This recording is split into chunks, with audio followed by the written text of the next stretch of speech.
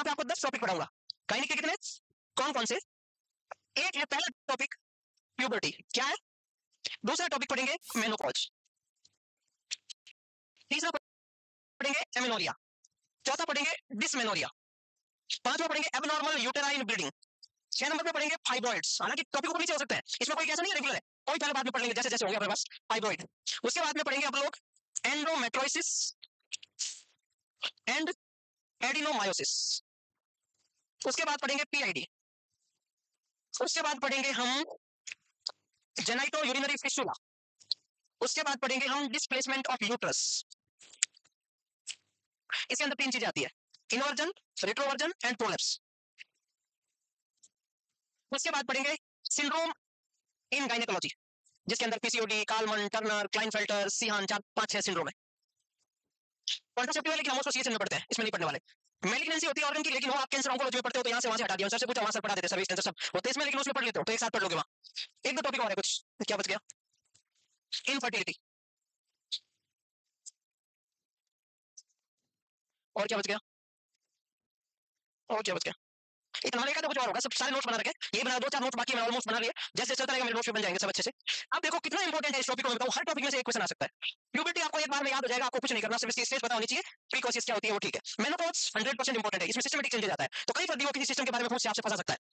Amenorrhoea सिर्फ concept के लिए है, आपके कॉन्सेप्ट ठीक होंगे तो दूसरे क्वेश्चन सही हो जाएंगे एमनोरिया की वजह से। एमनोरिया से डायरेक्ट क्वेश्चन नहीं आएगा कभी, लेकिन एमनोरिया के बारे में पता होगा तो आपको बेसिक पता चल जाएगा गायनिक का। फिर डिसमेनोरिया, डिसमेनोरिया के टाइप, सो डिफरेंस, 4 डिफरेंस है, मैनेजमेंट क्या, खत्म बात, 20 मिनट का टॉपिक है ज्यादा, लेकिन सीधे क्वेश्चन आता है। एक होता है डीयूबी, एक होता है एयूबी, एक होता है अबनॉर्मल यूटेराइन ब्लीडिंग, एक होता है डिसफंक्शनल यूटेराइन ब्लीडिंग। सिर्फ डेफिनेशन इंपॉर्टेंट है, कॉज दोनों का, एक का कॉज होता है, एक का कॉज पता नहीं होता है। जिसका कॉज पता होता है उसको कुछ बोलते हैं, जिसका कॉज पता नहीं होता है उसको डीयूबी कॉज होता है, उसको एयूबी बोलते हैं। कॉज कौन कौन से हैं वो इतना मैटर नहीं रखता, लेकिन डेफिनेशन इंपॉर्टेंट है। पीआईडी क्या क्या होती है आपको पता है, इंटरनल रिप्रोडक्टिव ऑर्गन होता है, उनका इन्फ्लेमेशन हो जाए उसको क्या बोलते हैं? इंटरनल रिप्रोडक्टिव ऑर्गन में क्या वजन इंक्लूड है? इंटरनल रिप्रोडक्टिव ऑर्गन में वजन है, बट पीआईडी में वजन इंक्लूड, तो पीआईडी कीजिए ओफ्लाइटिस, साल्पिंजाइटिस, मेट्राइटिस, सर्विसाइटिस, इन चारों का इन्फ्लेमेशन हो जाना किसी भी रीजन से क्या कहलाता है? PID. But vaginitis are not included in PID. Vagina है इंटरनल ऑर्गन, लेकिन वेजाइटिस पीआईडी में इंक्लूड। तो क्या क्या कॉज, जैसे आप पढ़ते हो बैक्टीरियल वेजिनोसिस, कैंडिडा, वो सारा इसमें यहाँ पढ़ लेंगे, पूरे इन्फ्लेमेशन किसमें कौन सा आता है, ड्रेनेज सीक्रेशन कैसा आता है। सबसे इंपॉर्टेंट क्वेश्चंस ये है पूरे गायनिक का।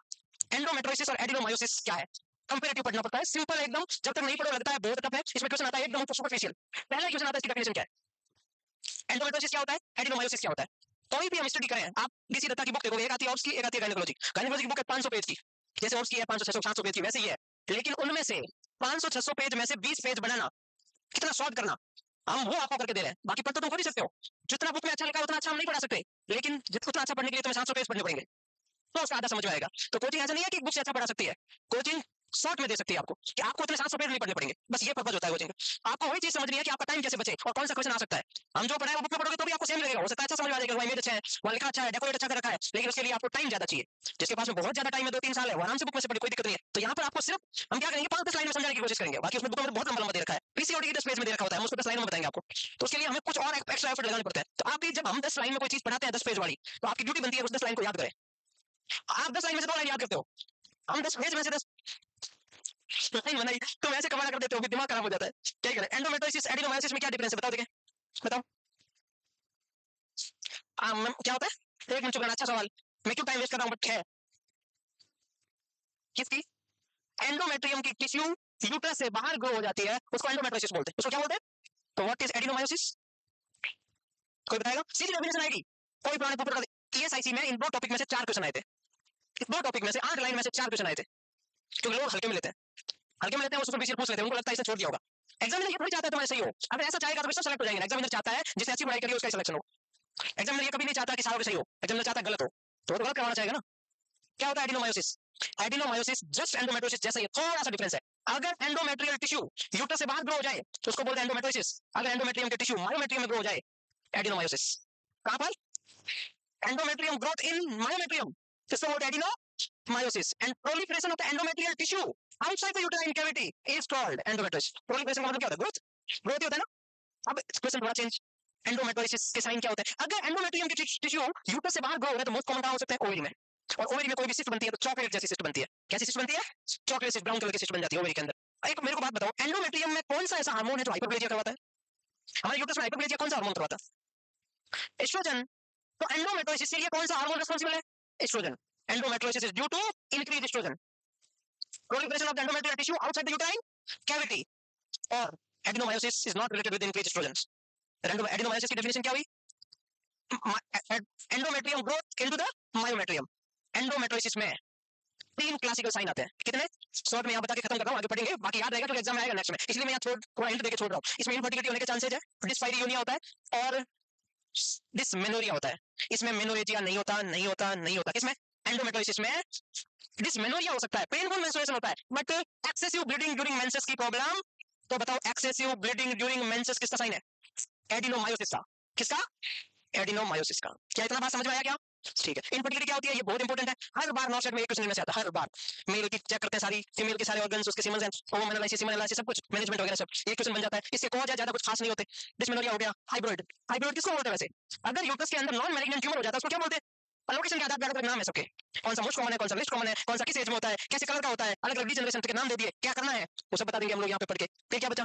पीसीओड. पीसीओड वेरी इंपॉर्टेंट. अब आप जितना पढ़ते हो पीसीओएस में एग्जाम में एक क्वेश्चन आजकल आता ही आता है, मेनोपॉज के साइन सिम्टम या पीसीओएस के साइन सिम्टम में से. तो ऐसा करते हुए हम पढ़ेंगे, बहुत जल्दी कर लेंगे, जितने टॉपिक है उतनी क्लास लगेगी. होती कोशिश में इतने कम क्लास में कर लेंगे. मैंने सारे नोट तो बन गए, एक दो टॉपिक बाकी है, इनफर्टिलिटी का बाकी है और एक मिसलेनियस टर्मिनोलॉजी है. कोई भी ऐसा सब्जेक्ट होता है ना, उसके नोट्स बनाते समय 2-3 बातों का ध्यान रखना होता है. एक बार पूरे नोट्स देख के बना लो, फिर लास्ट में एक टॉपिक का नाम रख देते हैं टर्मिनोलॉजी, तो सारे इंपॉर्टेंट उसमें डाल सकते हैं अगर कुछ हो तो. नहीं हो तो ठीक है. वैसे आपके हॉबीज में पढ़ लिया बस, काफी कुछ सारी चीजें हो जाएगी. तो हम बेसिक से स्टार्ट करते हैं कि हमारी ह्यूमन सेल होती है, उसमें क्रोमोसोम 46 होते हैं. कितने होते हैं ये तो बताइए सबको? 46 होते हैं. और आपको पता है कि स्पर्म में भी 23 होता है, ओवम में भी. और जो 23 होता है उसको क्या बोलते हैं? हैप्लॉइड. और दोनों मिल जाए तो क्या हो जाता है? ये हमें पता है. तो हैप्लॉइड और डिप्लॉइड के बारे में क्वेश्चन आ जाए तो कभी गलत नहीं होगा. What is haploid? Single set of chromosomes. और सिंगल मिलकर पूरा सेट बन जाता है, डबल सेट, उसको बोलते हैं डिप्लॉइड. स्पर्म में भी 23, ओवम में भी 23, दोनों मिलकर 46. तो एक ह्यूमन में 46, स्पर्म में 23, ओवम में 23. तो यही है, ऑल ह्यूमन हैव 46 क्रोमोसोम्स, जिसको डिप्लॉइड बोलते हैं. Male and female gametes. Gametes और गोनाड्स में मीनिंग पता है? गैमेट्स क्या होता है और गोनाड्स क्या होता है? गैमेट्स का मतलब है रिप्रोडक्टिव सेल. गैमेट्स का मतलब क्या है? ऐसी सेल जो रिप्रोडक्शन का काम करती है. मेल में कौन है? गैमेट्स. फीमेल में कौन है? गोनाड्स. कौन है जो रिप्रोडक्टिव सेल को बनाती है? स्पर्म को कौन बनाता है? टेस्टिस. ओवम को कौन बनाता है? तो गोनाड्स कौन है? Reproductive organ. जो ये तो पता ही होगा ना. और रिप्रोडक्टिव सेल, रिप्रोडक्टिव ऑर्गन कौन सा? जो कि गैमेट्स को बनाता है वो.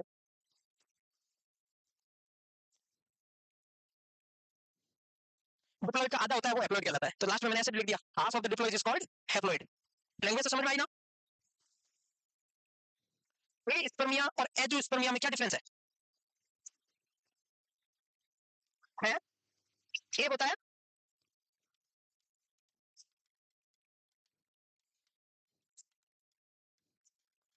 difference between aspermia and azoospermia. What is aspermia? Absence of sperm. Absence of sperm is wrong answer. Absence of seminal fluid. Semen ही नहीं है तो स्पर्म का तो सवाल ही नहीं उठता. Absence of seminal fluid. Semen के अंदर स्पर्म होता है. Absence of semen. ऐसा मत करना कि ए स्पर्मिया मतलब absence of sperm ना. ऐसा सोचना है कि सीमन ही नहीं है, स्पर्म होने का सवाल नहीं है. और एजोस्पर्मिया का मतलब होता है absence of live sperm. Semen है, स्पर्म नहीं है. तो जब किसी का वेजेक्टोमी कर देते हैं तब एस्पर्मिया होता है कि एजोस्पर्मिया होता है?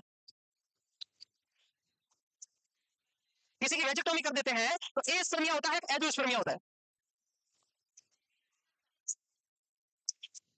हे भगवान.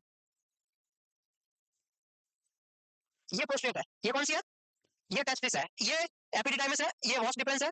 ये एजाकुलेट डक्ट है. ये यूरेथ्रा है. ठीक है. वेजेक्टोमी में हम किसको कट करते हैं? वास डिफरेंस को साइड से, यहाँ से. वास डिफरेंस को साइड से कट करते हैं. स्पर्म आता है यहाँ से, सीमन आता है यहाँ से. प्रोस्टेट बनाता है सीमन. एल्कलाइन फ्लूइड होता है ना, प्रोस्टेट बनाता है. तो हमने काटा किसको? वास डिफरेंस को. तो स्पर्म नहीं आएगा. एजाकुलेशन तो वैसा का वैसा होगा, सीक्रेशन तो वैसा का वैसा होगा. वो सीक्रेशन के अंदर स्पर्म नहीं है, फ्लूइड तो है ना. फ्लूइड तो होगा ना. तो एस्पर्मिया कैसे हुआ? एस्पर्मिया नहीं होगा ना.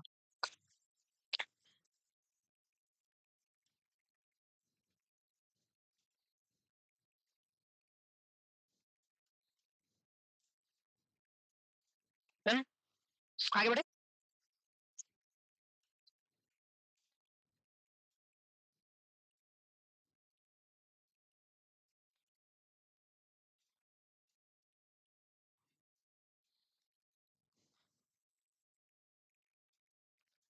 पर नहीं लिखा क्या? 2 लाइनें. इतनी सी लाइनें लिखने में क्या हो रहा है तुम्हें? है? प्लीज इसको पढ़ना, ये क्वेश्चन आ सकता है पेपर में। किसी भी पर्सन में या तो क्रोमोसोम ज्यादा हो या कम हो जाए, उसको क्या बोलते हैं? क्या बोलते उसको? क्या बोलते उसको? क्या बोलते उसको? क्या बोलेंगे? किसी में या तो क्रोमोसोम कम, abnormal set of chromosome is called aneuploidy. अब उसके अंदर क्या क्या होगा? हैप्लॉइड। किसी के अंदर सिर्फ 23 हो तो क्या बोलेंगे? हैप्लॉइड। किसी के अंदर 69 हो तो क्या बोलेंगे? भाई होने चाहिए 46, और किसी में एक सेट एक्स्ट्रा है, वन सेट इज 23, दोनों मिलके नॉर्मल कितना होता है? 46। किसी में पूरा का पूरा एक सेट एक्स्ट्रा है, तो यहाँ लिख दो one set of chromosome extra. Question आता है what is triploidy? What is triploidy? Triploidy का मतलब होता है पूरा का पूरा 23 का एक सेट एक्स्ट्रा। समझ में आया? आपने जीटीडी पढ़ा था? जिस किसी पर्सन में ट्राइप्लॉइडी रहता है उसमें जीटीडी होने के चांसेस ज्यादा होते हैं, ये रिसर्च है, उसमें इंसिडेंस ज्यादा है। तो आपने क्वेश्चन भी देखा होगा कहीं ना कहीं कि जीटीडी का ज्यादा रिस्क किसमें है? जो ट्राइप्लॉइडी होता है उसमें जीटीडी का रिस्क ज्यादा होता है। ट्रायोस्मी का मतलब क्या है? एक क्रोमोसोम एक्स्ट्रा है, पूरा सेट नहीं। नॉर्मली कितने होते हैं? 46, एक एक्स्ट्रा। तो मैं बोलूं इसमें कि नॉर्मल प्लस एक, तो किसी में एक ज्यादा होता है, वन क्रोमोसेट नहीं, ओनली वन क्रोमोसोम एक्स्ट्रा, तो उसको क्या बोलते हैं? ट्रायोस। तो ट्रायोस्मी और ट्राइप्लॉइडी ये डिफरेंस है, सारे इसके टाइप है ना। तो ट्रायोस्मी और ट्राइप्लॉइडी का मतलब समझे क्या? ट्राइप्लॉइडी का मतलब क्या हुआ? पूरा का पूरा सेट एक्स्ट्रा। ट्रायोस्मी का मतलब, मोनोसोमी का मतलब वन क्रोमोसोम मिसिंग। एग्जांपल बताओगे मिसिंग का कोई? तो एक क्रोमोसोम मिसिंग का टोटल कितना? 45। इसमें टोटल कितना? 47। इसमें टोटल कितना? तो किसी में 47 हो तो ट्रायोस्मी बोलते हैं। अब ट्रायोस्मी के अलग अलग नाम है, पढ़ते हैं ना अलग अलग। एक होता है Klinefelter, Down syndrome, Edward, Patau, प्राउडोचेट, अलग अलग खूब सारे नाम होते हैं। तो एक मिसिंग हो जाए उसको क्या बोलते हैं? 45। इसमें इसका एग्जांपल क्या दोगे? कौन सा सिंड्रोम? एग्जांपल के लिए टर्नर सिंड्रोम का कोई दूसरा नाम बता सकता है? एग्जाम में सीधा क्वेश्चन आ जाएगा फिर। टर्नर सिंड्रोम में एक क्रोमोसोम मिस होता है। लिखने की स्टाइल में से क्वेश्चन आ सकता है कि टर्नर और क्लाइनफेल्टर को कैसे लिखते हैं। पहले इतना लिखो फिर समझाता हूँ, लिखो आराम से।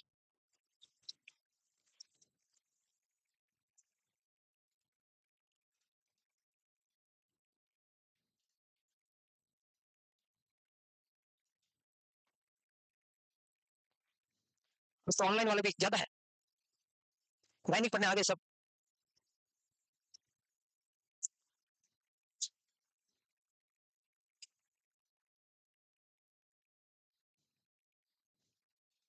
ठीक है,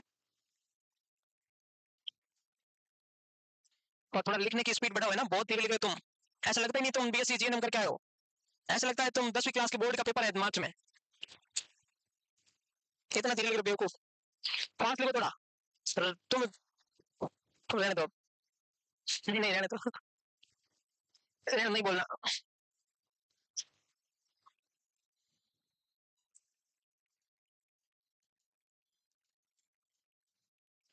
सही पढ़ रहे हो हैं?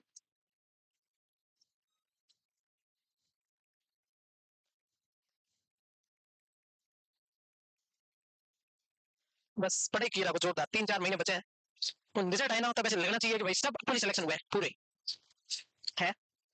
सच में कह रहा हूँ, या 3-4 महीने तुम पढ़ लोगे ना तो कुछ बाहर का ऐसा कुछ कम नहीं हो जाएगा कुछ, सही बता रहा हूँ। ज्यादा टाइम ही नहीं है आपके पास, 3 महीने है, पढ़ लो मस्त। मैंने भी पढ़ना शुरू कर दिया, तुम भी पढ़ लो। चलो अब बताओ नेक्स्ट आगे बढ़ो, लिख लिया क्या? बोलो, एक बात सुनो मेरी, ये टर्नर सिंड्रोम को कैसे लिखते हैं? कोई बता सकता है क्या? जैसे अभी मैम बता रहे हैं कि 44 प्लस एक्स जीरो, वो मतलब जीरो ना, मतलब आप ये कह रहे हो 44 प्लस एक 45, ऐसे बोल रहे हो? ये गलत है, तभी तो एग्जाम में आता है। जितने टोटल है उसको पहले लिख लो यार, यही कला है। वो एग्जामिनर ऐसे ही पूछता है टर्नर को कैसे लिखते हैं, जितने टोटल है उसको बाहर लिख दो, तो टोटल कितने हैं? अब जो लिखा है ना आपने, तो आपको पता है दो का एक सेट होता है, मतलब दो क्रोमोसोम मिलकर एक जोड़ी बनती है, पेयर बनती है। तो जो कम कौन सा, एक कोई कम है, तो उसको एक्सप्लेन करो वापस। तो इसको मानो 44 लिखो कितना? 45, ये टोटल है ये, तो एक्सप्लेन करोगे एक है और एक नहीं है, ऐसे लिखते हैं। 45x0 लिखते हैं, कैसे लिखते हैं? 45x0 लिखते हैं। और ये ओनली फीमेल में पाया जाता है टर्नर सिंड्रोम। किसमें पाया जाता है? तो क्लाइनफेल्टर कैसे लिखेंगे? क्लाइनफेल्टर मेल में पाया जाता है, किसमें? मेल में। ये किसमें है?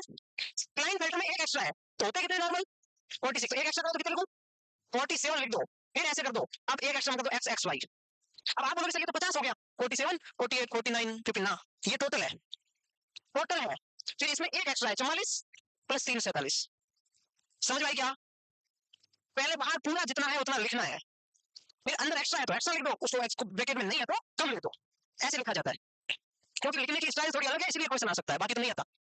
तो 47xxy है तो वो क्लाइंफेल्टर है, 45x0 है, बीच में प्लस भी नहीं लगाते, मैंने प्लस भी ऐसे लगाया कि प्लस लगाते नहीं, मैंने आपको समझाने के लिए प्लस लगाया। 45x0 है तो टर्नर, 47xxy है तो क्लाइंफेल्टर। क्लाइंफेल्टर किसमें है? मेल में। आगे बढ़े, हो गया।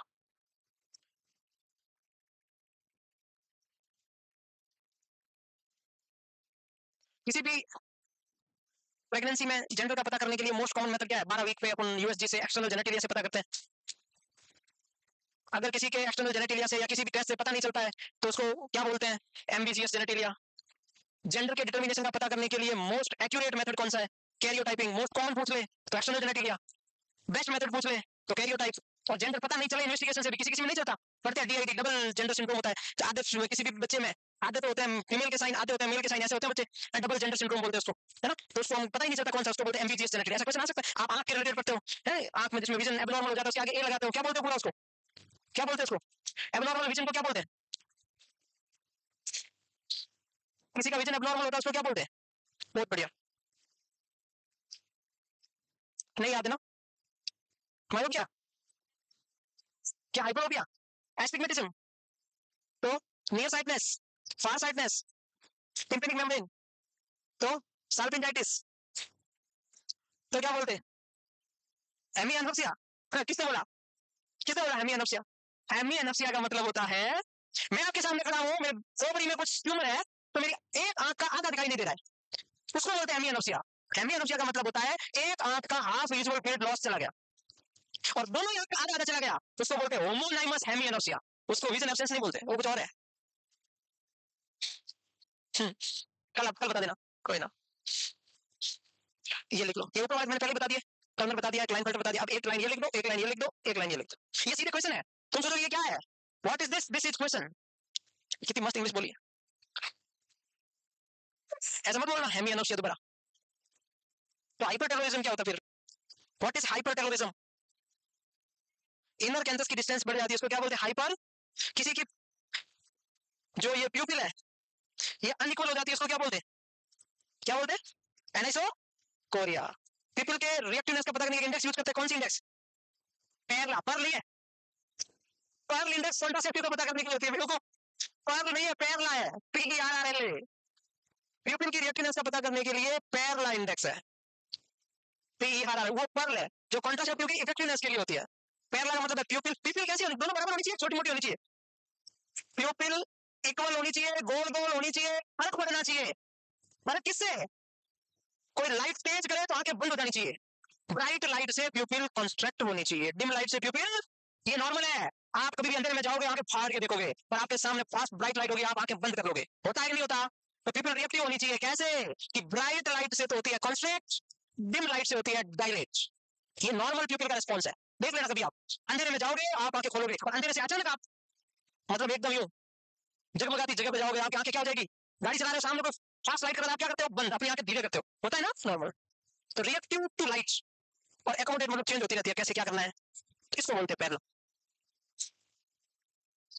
सर बताओ मेरे को, एबनॉर्मल विजन को क्या बोलते हैं?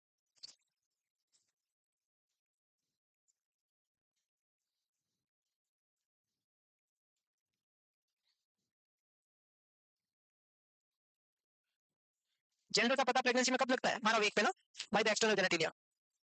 ऊपर वाली दोनों को मैंने पहले बता दी थी, टर्नर सिंड्रोम, क्लाइंफेल्टर सिंड्रोम। हो गया क्या? हाँ, तो डबल डबल लिखने की कोशिश मत करना।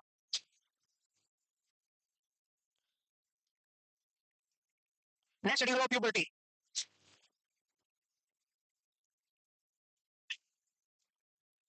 प्यूबर्टी, आगे बढ़ सकते हैं हम लोग? नहीं बढ़ सकते, बढ़ सकते हैं।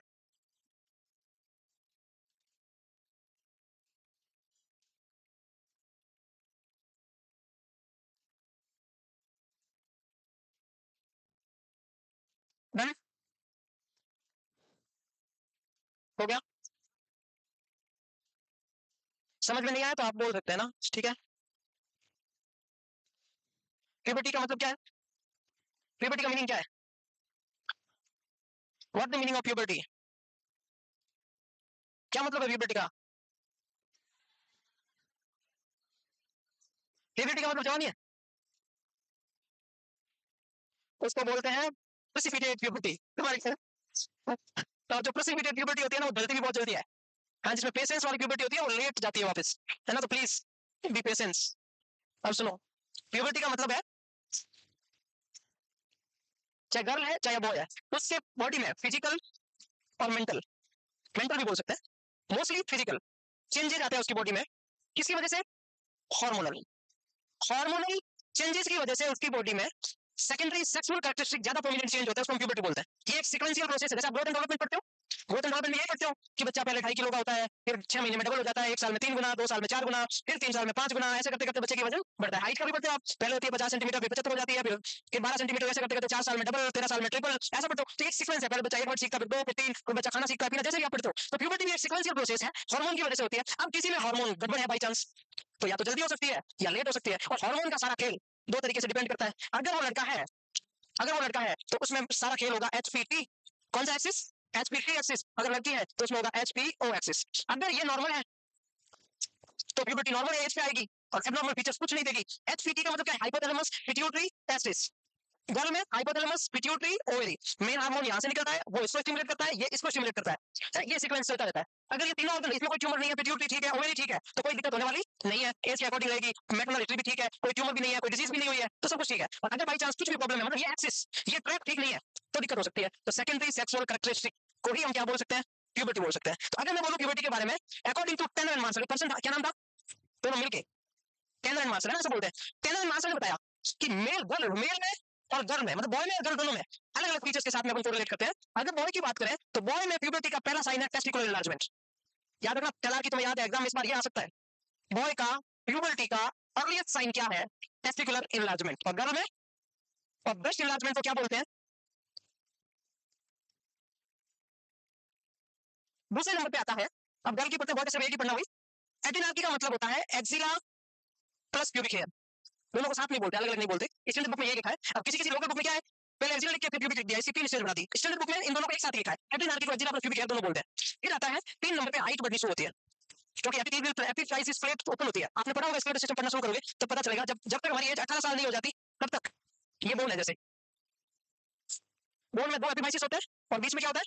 डायफाइसिस होता है। जब तक एज 18 साल की नहीं हो जाती तब तक ये प्लेट क्या रहती है? ओपन रहती है, एपिफाइसिस प्लेट। तो जब तक ये प्लेट ओपन रहती है तब तक हमारी हाइट बढ़ती रहती है। तो प्यूबर्टी लगभग 9-10 साल की एज में हो रही है तो हमारी हाइट बढ़नी शुरू हो जाती है, और एक एज के बाद में हमारी ये प्लेट क्या हो जाती है? ये बंद हो जाती है। उसके बाद हमारी वर्टिकल ग्रोथ नहीं हो सकती, हमारी हाइट नहीं बढ़ सकती, उसमें हमारी बोन मजबूत हो सकती है, एक्सरसाइज कर सकते हैं, कार्टिलेज बढ़ सकते हैं, मसल्स बढ़ सकती है, टेंडन बढ़ सकते हैं, साइड में ग्रोथ हो सकती है, लेटरल ग्रोथ हो सकती है, हॉरिजॉन्टल हो सकती है, बट वर्टिकल लॉन्जिट्यूडनल ग्रोथ नहीं हो सकती। इसमें भी यही बोला है कि पहले थिलार की, फिर रेटिनार की, फिर ग्रोथ हाइट। और प्यूबर्टी का फीमेल में सबसे लास्ट साइन है मिनार की। सबसे लास्ट साइन क्या है? मिनार्की का मतलब है क्या है? फर्स्ट मेंस्ट्रुएशन साइकिल, पहला मेंस्ट्रुएशन साइकिल आने को क्या बोलते हैं? और पहला मेंस्ट्रुएशन साइकिल मोस्टली 99.9% एन ओवुलर होगा, जिसमें ओवम नहीं होगा। पहले 6 पीरियड्स तक नहीं होता, ऐसा भी बोलते हैं, बट पहले में तो 100% ही नहीं होगा। ये बात लिखो, देख, सीक्वेंस याद रखना, पहला और लास्ट साइन याद रखना, और सीक्वेंस याद रखना, और बॉयज का पहला साइन प्यूबर्टी का याद रखना। और ये चीज हम एंडोक्राइन में पढ़ेंगे कि हाइट कैसे बढ़ती है। एक आपने नाम सुना होगा गिगेंटिज्म, एक सुना होगा एक्रोमेगली। दोनों सुने हुए नाम? एक्रोमेगली अडल्ट में होता है, गिगेंटिज्म गीगे में होता है, गीगा मतलब बच्चा। हाँ।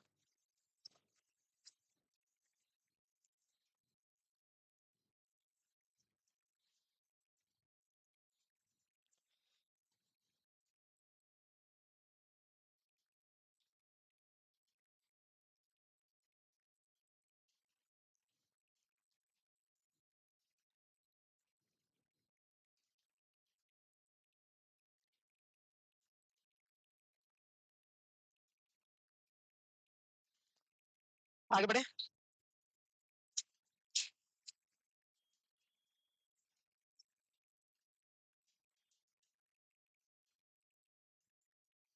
हो गया। मैं आगे बढ़ सकता हूँ क्या? प्यूबर्टी के लिए कौन कौन से हार्मोन रिस्पॉन्सिबल है?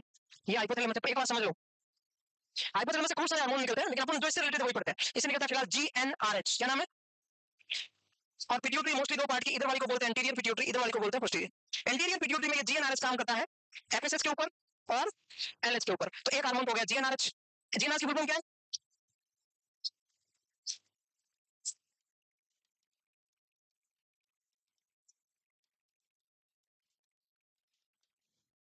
एफएसएच की फुल फॉर्म क्या है?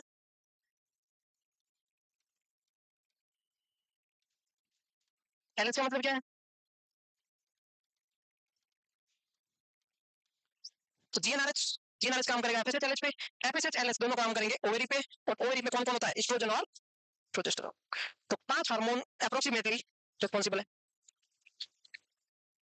और अगर पूछ रहे एस्ट्रोजन और प्रोजेस्टेरॉन में पहले कौन, तो एस्ट्रोजन।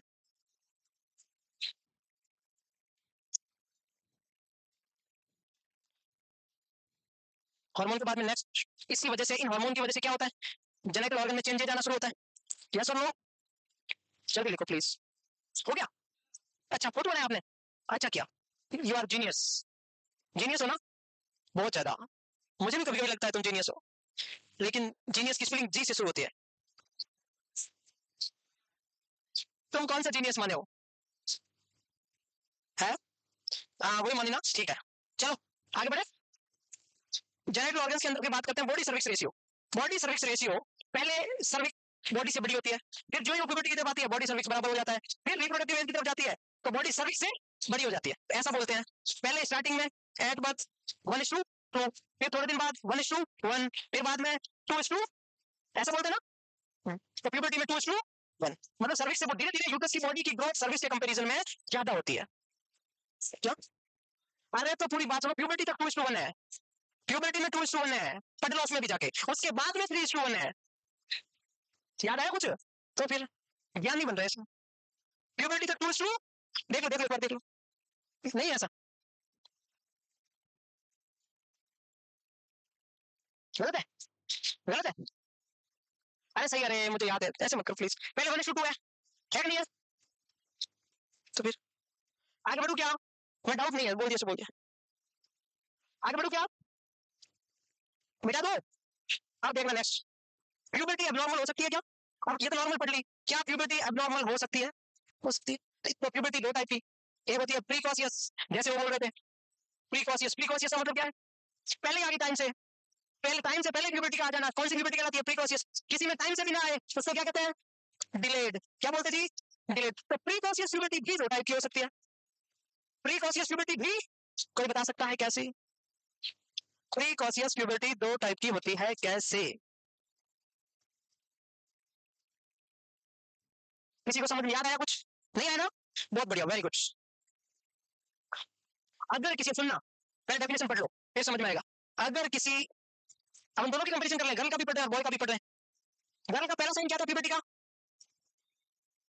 फलार्की। अगर बाई चांस फलार्की के साइन 8 साल की एज से पहले आ जाए, या मेंस्ट्रुएशन साइकिल तो पहले नहीं आता ना, स्टार्टिंग नहीं है, या तो फलार्की 8 साल से पहले हो जाए या मीनार्की 10 साल से पहले हो जाए, और दोनों ऑप्शन में देखो, ए और बी बोथ राइट। समझ में आ रहा मैं क्या बोल रहा हूँ? तो अगर first sign of puberty before 8 year या last sign of puberty before 10 year is called, समझ में आया किसी को? First sign of puberty before 8 year या लास्ट साइन ऑफ प्यूबर्टी, 2 साल का और टाइम दे दिया ना, before 10 year is called precocious puberty. पहले की डेफिनेशन क्या है? ये है, ठीक है। और बॉयज में पहला साइन, बॉयज वैसे ही लेट होता है थोड़े, इसीलिए तो बोलते हैं लड़कों की शादी 21 साल में, लड़कियों की 18 साल। लड़कियों 21 हो गया? कब हुआ? हो गया? हो गया? कब हुआ? अभी हुआ नहीं ना, पता नहीं मुझे, हुआ होगा तो फिर ठीक है, आई डोंट नो, जैसा भी है आपकी मर्जी। ये देखो, ये लिखो, मेल में, बॉय में first sign of puberty before 9 year is called precocious, और गर्ल में before 8 year is called precocious. ये तो हो गई डेफिनेशन। जल्दी करो प्लीज, आज गायनेकोलॉजी की पहली क्लास है, इसका मतलब ये थोड़ी है तो रोजाना धीरे पढ़ोगे।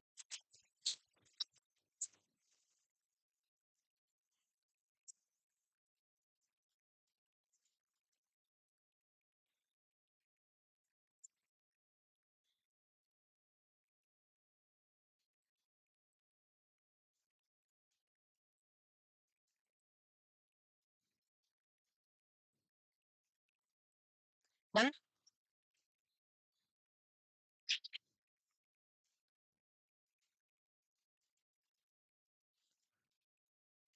प्रीकॉशियस प्यूबर्टी दो टाइप की होती है, लिखाऊं क्या आगे? देखो इतना धीरे मत लिखो, मैं पहले बता रहा हूँ, ये सही बात नहीं है। मैं समझाने में टाइम वेस्ट कर, फिर मैं समझाऊंगी नहीं। हम तुम एक लाइन पर 15 मिनट लगाओगे, मैं समझाना बंद कर दूंगा, फिर वही करूंगा, एक साथ समझाया, एक साथ लिखाया, फिर कैसे करूंगा? फिर एक साथ समझा दिया, डन, ये देख लेना। प्रीकॉशियस प्यूबर्टी तो जल्दी होती है ना, ये भी अपन दो टाइप के मान सकते हैं, जल्दी होने के दो तरीके, प्लीज ध्यान देना। फीमेल में मोस्टली कौन सा हार्मोन ओवरी से निकलता है? एस्ट्रोजन। अगर किसी गर्ल में एस्ट्रोजन बहुत ज्यादा है तो मैं उसको बोल सकता हूँ, फीमेल में कौन सा हार्मोन ज्यादा होना चाहिए? एस्ट्रोजन ही तो होना चाहिए, वही ज्यादा है लेकिन नॉर्मल से भी ज्यादा है, तो मैं उसको बोल सकता हूँ आइसोसेक्सुअल। होना यही चाहिए था लेकिन यही है, लेकिन नॉर्मल से ज्यादा इसकी वजह से जल्दी आ गई, तो आइसोसेक्सुअल। अगर एस्ट्रोजन ज्यादा होने की वजह से जल्दी हो गई तो उसको क्या बोल देंगे? आइसोसेक्सुअल। और किसी में एस्ट्रोजन नहीं, एंड्रोजन ज्यादा होने की वजह से जल्दी हो गई तो उसको हम क्या बोलेंगे? हेटेरोसेक्सुअल। कौन सा सेक्सुअल? क्या हेटेरो मतलब अपोजिट? क्या कितना समझ में आ गया? सीधी डेफिनेशन, और कुछ नहीं पढ़ना। एस्ट्रोजन ज्यादा होने की वजह से जल्दी हो गई, एंड्रोजन ज्यादा होने की वजह से जल्दी हो गई, बस खत्म। Isosexual features are due to excess production of estrogen is called isosexual. Features are due to excess production of the androgen is called heterosexual. Simple, मुझे नहीं लगता कि डाउट होगा, पढ़ाई करोगे घर जाके जी। किसी में भी हो सकता है, फीमेल में भी एंड्रोजन नहीं हो सकता, हो सकता है फीमेल में भी होता है। क्या फीमेल में एंड्रोजन नहीं होता? कम होता है। क्या मेल में ऑक्सीटोसिन नहीं होता? बहुत कम होता है वैसे ही है। कुदरत ने ऊपर वाले सोच समझ के हार्मोन बनाए, उसने ऑक्सीटोसिन कम दिया है मेल को, इसीलिए वो बहुत बदमाश होता है। Oxytocin is basically is a bonding hormone. आपने नाम सुना होगा लड़की जिसका नाम, अरे सर्जना, क्या नाम है उसका? सर्जना शायद, सर्जना है ना? हाँ ऐसे कुछ नाम है। ये लड़कों के बस की बात नहीं है रे, सच में बस की बात नहीं है, तो मानो या मत मानो। ओ बोलते ना कि तो एक लड़का था, दोनों साथ में क्लासमेट थे, पहले से 5वीं क्लास से क्लासमेट थे, तो पहले 5-7 साल ऐसे फ्रेंड रहे, फिर घर वालों ने एग्री किया तो दोनों ने शादी कर ली, फिर पीएचडी कर रहे थे। फिर लड़के का हेडेक हो रहा था कंटिन्यू, बहुत लंबे टाइम अमेरिका से पीएचडी कर रहे थे दोनों, तो लड़के का क्या हो रहा था, हेडेक हो रहा था कंटिन्यू, तो हेडेक सीरियस लेते नहीं लोग हेडेक को, उसके ब्रेन ट्यूमर हो गया, मैलिग्नेंट ट्यूमर है ना। तो पता चला तब तक वो ट्यूमर फोर्थ स्टेज में पहुंच गया, क्रेनियोटॉमी हुई, सर्जरी हुई, पता चल गया उसको कब? बहुत पहले पता चल गया। हालांकि उस लड़के को ये पता नहीं चलने दिया, जब तक उसकी डेथ हुई तब तक नहीं पता चलने दिया कि तू जाने वाला है। और उसने जो उसकी केयर की है ना, शायद मुझे नहीं लगता कि कोई माँ इतनी केयर कर पाती होगी इस स्टेज में, शायद माँ ही नहीं कर पाती होगी। तो ये किसकी वजह से हो रहा है? जो ऑक्सीटोसिन की वजह से हो रहा है। अगर नॉरएपिनेफ्रिन, डोपामिन और सेरोटोनिन की वजह से हो रहा होता तो वो छोड़ के कब का जा चुकी होती, क्योंकि ये क्या है, अट्रैक्टिव हार्मोन है तीनों। तो ये तीनों अट्रैक्टिव हार्मोन, लेकिन बताया भी था आपको अट्रैक्टिव हार्मोन क्या होता है? सस्टेन नहीं रह सकते किसी में। माँ जितना एक बेटे से प्यार कर सकती है उतना बाप नहीं करता, हालांकि करता भी है बट उतना नहीं करता जितना माँ कर सकती है। हालांकि पापा अपना 100% देते हैं, लेकिन क्योंकि पापा के अंदर ऑक्सीटोसिन नहीं है तो उतना शो ऑफ भी नहीं कर सकते वो, होते हुए भी, क्योंकि माँ के अंदर एक्स्ट्रा ऑक्सीटोसिन है।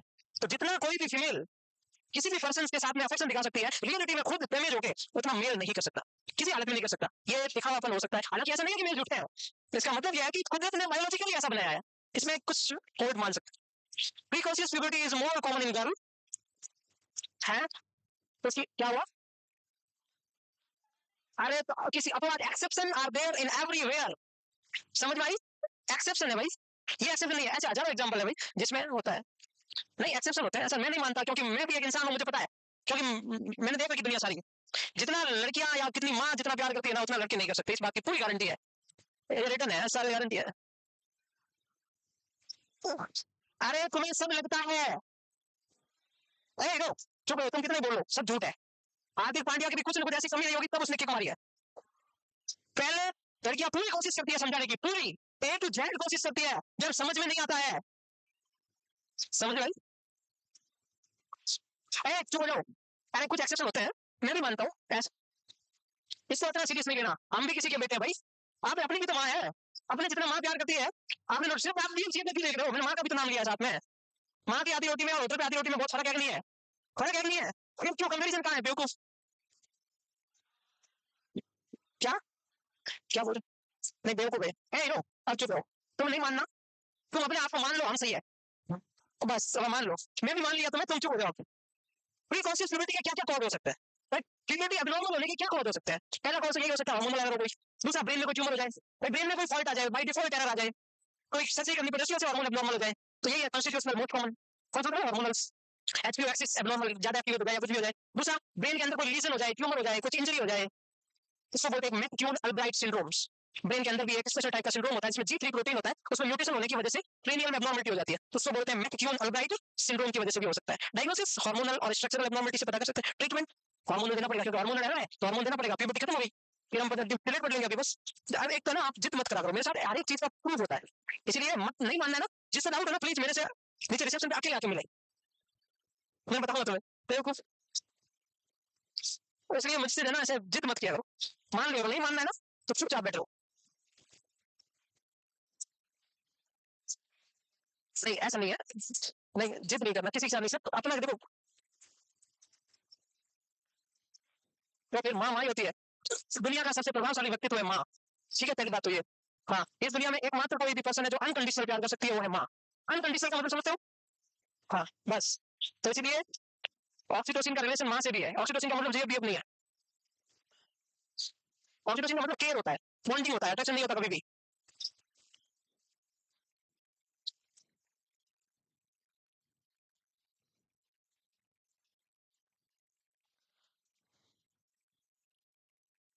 मतलब लिख लो बस, ये लिखो मैथ्यू नलब्रैक सिंड्रोम, इसको लिखो आप, ज्यादा पंचायती मत करो, आगे बढ़ेगा नहीं।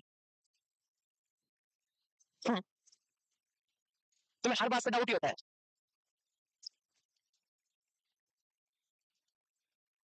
जितने भी जिसने भी मेरी बात का ऑब्जेक्शन किया ना, सबके लग रहा है बीच चुकी है, सबने किक खाई है अपनी हरकतों की वजह से। इसीलिए ना तुरंत on spot disagree, without any argument disagree.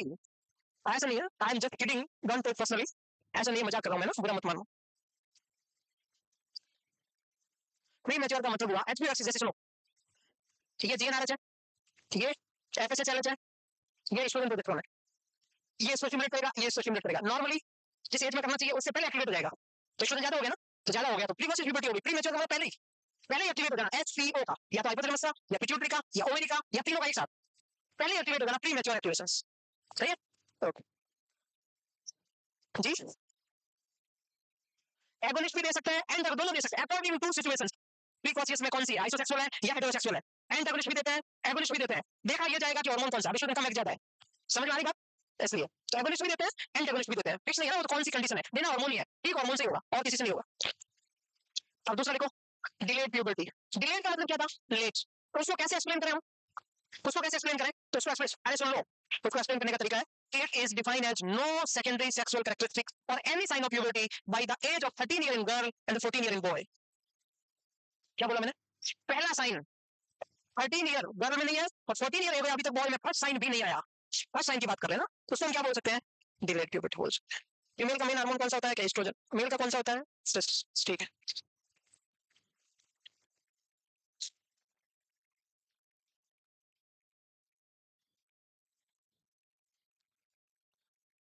सोचना कुछ न कुछ कहानी आती रहती है, कुछ दिन पहले आई अतुल सुभाष वाली, वो इससे अलग, अब ये उससे अलग, आप 5-7 दिन बाद और लगाएगी कोई, अब पता नहीं किसकी आएगी।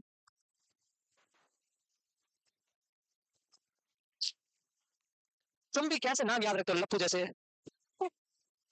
श्रीमती हैदर।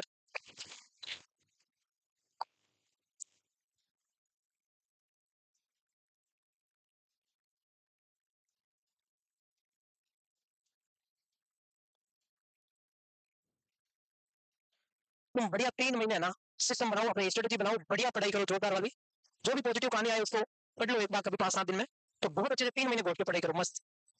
ये भूल जाओ कि होगा कि नहीं होगा, ये नहीं सोचना, हमारे 5% प्रोबेबिलिटी होती है तो भी हम एफर्ट लगाते हैं ना हॉस्पिटल में पेशेंट के लिए। तो हमारे घर में भी कोई बीमार होता है, 5% डॉक्टर बोलता है तो भी हॉस्पिटल ले जाते हैं ना, तो हमारे तो चांस 5% से तो ज्यादा ही है, कितने महीने कम है तो 3-4 महीने पड़े हैं, लग जाओ तुम भयंकर वाले, सब भूल जाओ, साइड में कर दो सब, सिलेक्शन हो जाएगा पक्का कह रहे हैं। तुम्हें जिंदगी भर अपने खुद के ऊपर प्राउड फील होगा कि हमने 4 महीने सही टाइम एडजस्ट किया था, वरना ये टाइम निकल जाएगा फिर।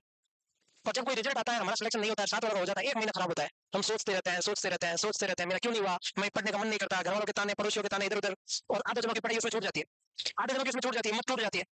इसलिए प्लीज, इतनी वैकेंसियां हैं, खूब सारी है, आज कब आने वाली, अब तो 2025 में तो बम्बाट वैकेंसी आने वाली,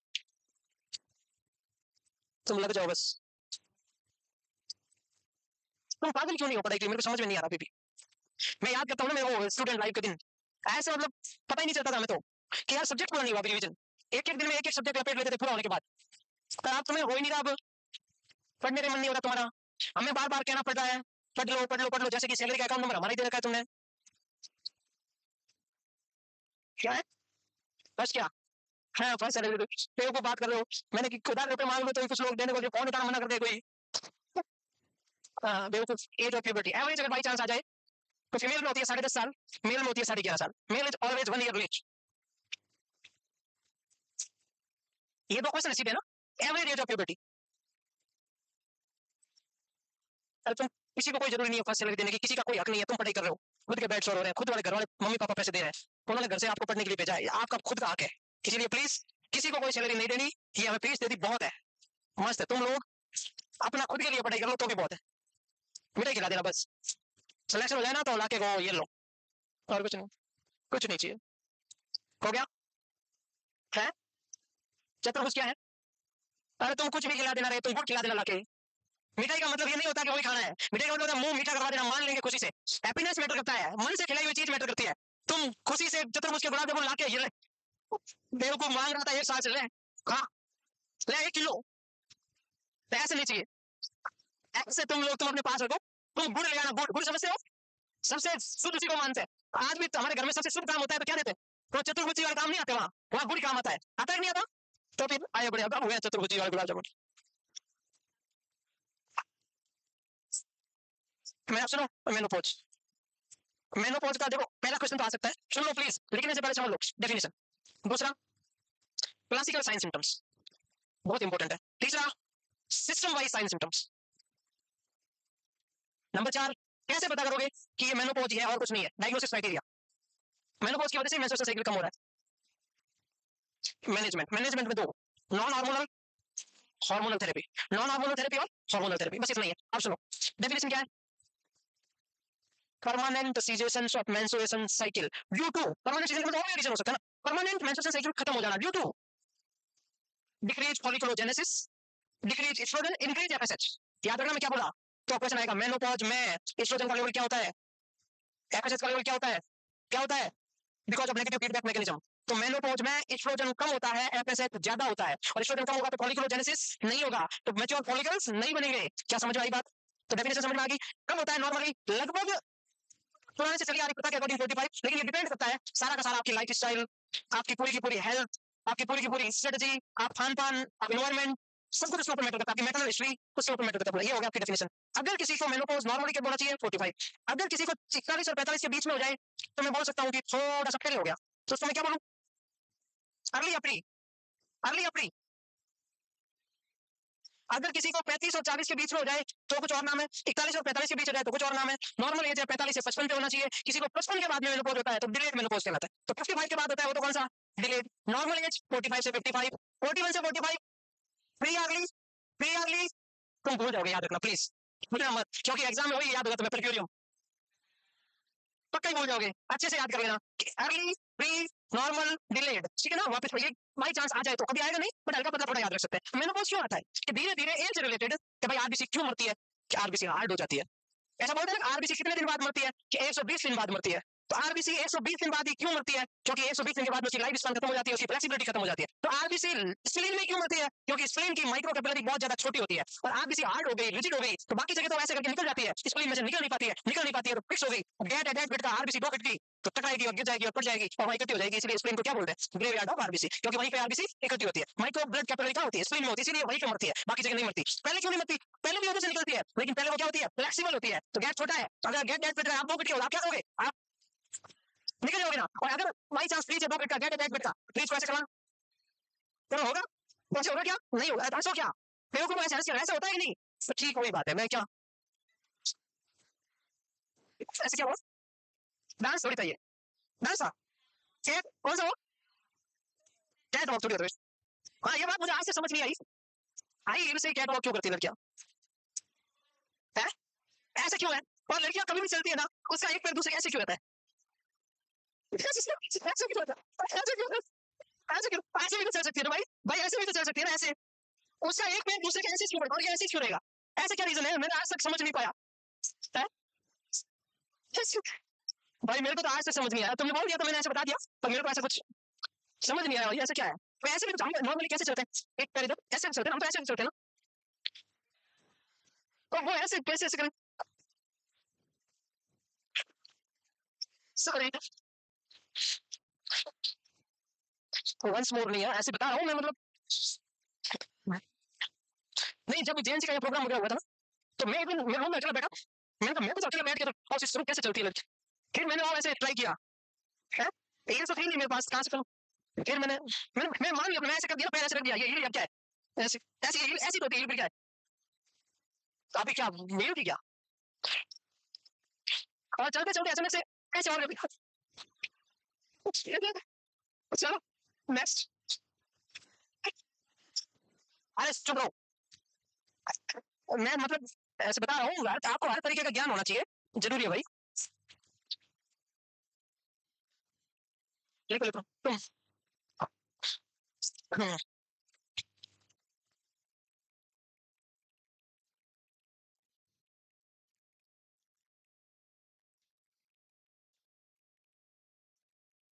भाई किसी को बुरा लगा तो माफ करना, मेरा ऐसा कोई इंटेंशन नहीं होता कि तुम लोग ऐसे क्यों हमारे ऐसे नकल क्यों की। पूरी दुनिया नकल करती है तुम्हारी, मैं क्या करूँ। भाई सबको हर कोई नकल करता है, इसमें क्या है। मैंने तुम लोगों की नहीं नकल। हमें एक बार वो चल रहा था उधर, वहां टीवी में देखा था, मुझे पता चला ऐसे चलते हैं। ठीक है ना, कभी कोई दिल पे मत लेना कुछ भी बात please. This is for all entertaining purpose, take it easy. हाँ ये समय वापस नहीं आएगा, इसलिए पढ़ लो। सच बता रहा हूँ, तुम क्लास में पढ़ी हुई बातें याद रहनी चाहिए कि प्रेगनेंसी में हाई हील नहीं पहनते, पढ़ाया था ना। हाँ। और एक बात और, अगर कोई बोल रहा है कि हाई हील नहीं पहनते, इसका मतलब उससे पता नहीं है, सिर्फ हील ही बोला जाता है, हाई हील कभी नहीं बोला जाता, ये भी पता चलेगा। नेक्स्ट ये पता नहीं, सिर्फ हील बोला जाता है, हील कभी सुना, किसी लड़की ने कभी सुना हाई हील वर्ड, सिर्फ हील बोलते हैं। नेक्स्ट सर्जिकल मेनोपॉज, कौन सा मेनोपॉज, आप सुन लो। सर्जिकल मेनोपॉज से इसका मतलब ये हुआ, हार्मोन कौन सा रिप्रोडक्टिव ऑर्गन मेनली बना, ओवरी, ओवरी को निकाल दिया, तो कौन सा मेनोपॉज हुआ, बाइलेटरल सैल्पिंजोरेक्टोमी। अगर किसी को हिस्टेक्टोमी कर दी जाए तो क्या मेनोपॉज होगा, नहीं होगा, होगा, लेकिन उससे हॉट फ्लैशेस नहीं आएंगे, क्यों। क्लासिकल साइन ऑफ मेनोपॉज क्या होता है, क्या होता है मैं बताऊंगा अभी। मेनोपॉज का मेन साइन है हॉट फ्लैशेस, सिर्फ हिस्टेक्टोमी करिए ओवरी नहीं हटाया है तो उससे हॉट फ्लैशेस नहीं आएंगे, कोई रीजन बता सकता है। अरे हॉट फ्लैशेस एस्ट्रोजन की कमी की वजह से आता है, किसी कमी की वजह से आता है, हार्मोन की कमी की वजह से आता है। आपने यूट्रस हटाया है ना, हार्मोन तो बन रहे हैं, ब्लड में तो है। यूट्रस हटाकर किसी की ओनली हिस्टेक्टोमी की है तो मेंस्ट्रुअल साइकिल आना बंद हो जाएगा, बट हॉट फ्लैशेस नहीं आएगा उसको। और अगर किसी ने ओपरेक्टोमी करवा ली तो उसके बाद में हॉट फ्लैशेस भी। एक रेडिएशन मेनोपॉज, किसी को कैंसर था माना कि ओवरी का, तो हमने रेडियोथेरेपी की वजह से, कीमोथेरेपी से, ovary is very radio sensitive organs too much, radiotherapy से ओवरी को नष्ट किया जाता है ना, अगर ट्यूमर है तो अगर उससे रिमूव कर दिया तो भी मेनोपॉज, उसको बोलते हैं रेडिएशन मेनोपॉज।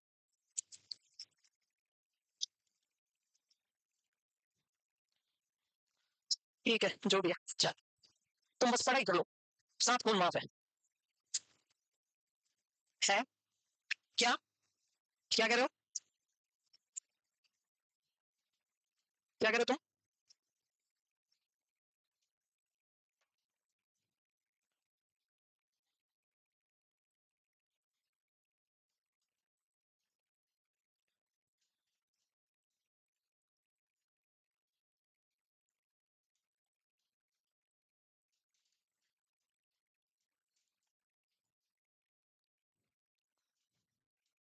आगे बढ़ सकते हैं हम।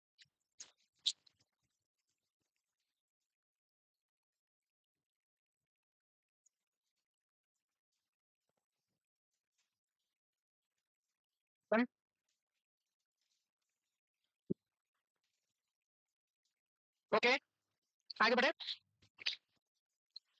जब मेनोपॉज होने वाला होता है उससे कुछ टाइम पहले, एक दो साल पहले फीमेल को लगना शुरू हो जाता है, पहले जैसे मेंस्ट्रुएशन साइकिल 28 डे या 30 डे या 32 डे से आ रहा था, धीरे धीरे उसकी फ्रीक्वेंसी कम हो जाती है, कभी 40 दिन से, कभी 35 दिन से, कभी 50 दिन से, हो सकता है जब पीरियड आते हैं तो उसकी लेंथ क्या हो जाए, कम हो जाए पीरियड्स की, तो धीरे धीरे फॉलिकल्स डिक्रीज हो जाते हैं, मतलब फॉलिकुलोजेनेसिस कम हो जाता है, तो उसको हम बोलते हैं इम्पेयर्ड फॉलिकुलो। तो फॉलिकुलोजेनेसिस कम हुआ इसका मतलब एस्ट्रोजन आया ना, अगर फॉलिकुलोजेनेसिस कम हुआ इसका मतलब एस्ट्रोजन, तो नो या डिक्रीज एस्ट्रोजन, तो एस्ट्रोजन कम हुआ इसका मतलब oocyte नहीं होंगे, फॉर्म नहीं होगा, तो सीधा सा फंडा है, प्रेगनेंसी कहां से होगी।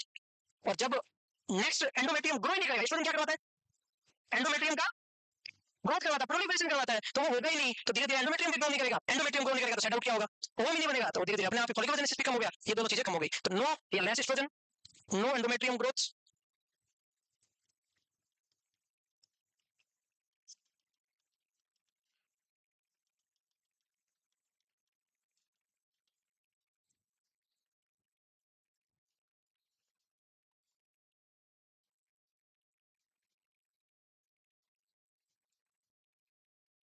हम्म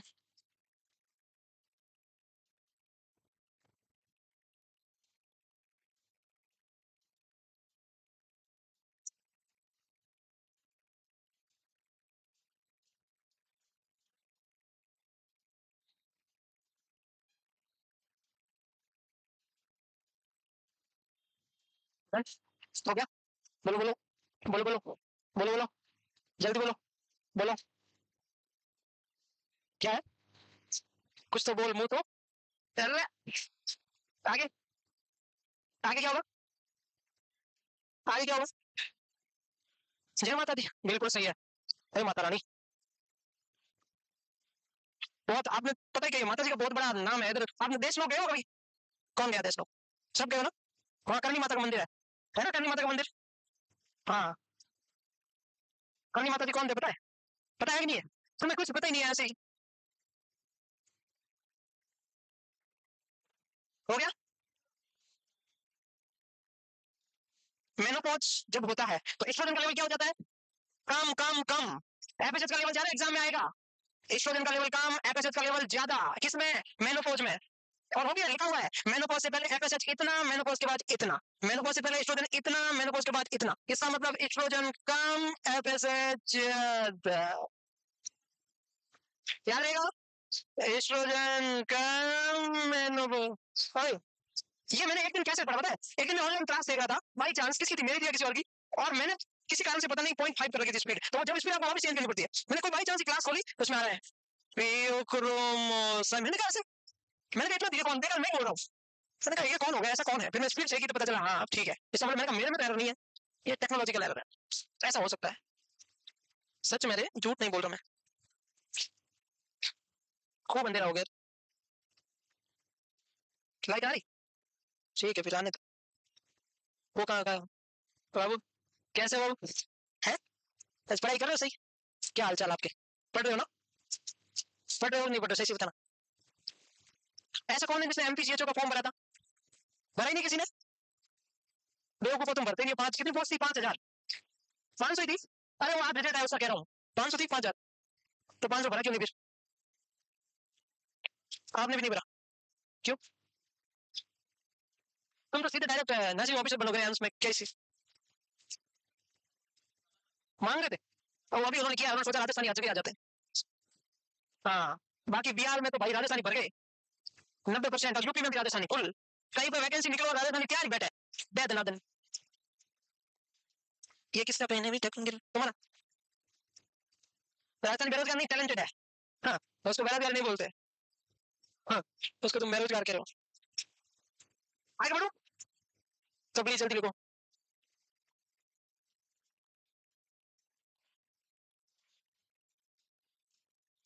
अच्छे से पढ़ाई कर लेना। अगले संडे तक 5 जनवरी बैंड बजाऊंगा, मैं बता रहा हूँ, पूरा प्रेस है। जमानत जब्त होगी स्थिति। जिसके नंबर 50 से कम आएंगे उसकी फीस डबल, और जिसके नंबर 80 से ज्यादा आएंगे उसे मेरी तरफ से 2,000 कंसेक्शन फीस में।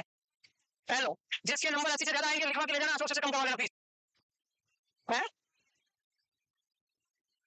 जिसके नंबर 80 से ज्यादा आएंगे 2,000 रुपए फीस का डिस्काउंट, मैं पर्ची लिख के दूंगा सर को, मैं दे दूंगा पैसे कम। हाँ, अगर दे चुके हो तो भी डिस्काउंट। हाँ, लिखित में। हाँ हाँ, जेल से। अगर किसी के नंबर इससे ज्यादा, क्या है बेवकूफो, गारंटी। अगर किसी के मोर देन 80 नंबर आते हैं तो डिस्काउंट का मतलब आपको 2,000 रुपए मिल जाएंगे। समझ में आ रहा? Paper is very easy, very simple, but number 80 से ऊपर लाने येन केन पका रेन। नकल वकल करी। What is climacteric?